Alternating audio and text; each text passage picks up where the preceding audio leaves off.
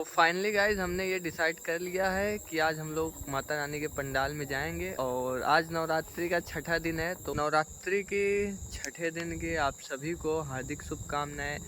और मिलते हैं आप सभी को माता रानी के पंडाल में, दिखाते हैं आप लोगों को माता रानी का पंडाल कैसे सजाया गया है। तो गाइज अब हम लोग जा रहे हैं माता रानी के पंडाल में। रास्ते में देखते हैं, देख लो कितना बड़ा मेंढक आ गया है। तो गाइस पंडाल काफ़ी ज़्यादा दूर है, तो हमारे साथी लोग अभी थक गए हैं और थक के एक जगह विराम कर रहे हैं। आप लोग देख सकते हैं, ये मोनू जी हैं, ये शुभान जी हैं और सौरभ है, वो एक लड़का और है। दो लड़के अभी और आ रहे हैं, उनके आने के बाद हम लोग जाएंगे।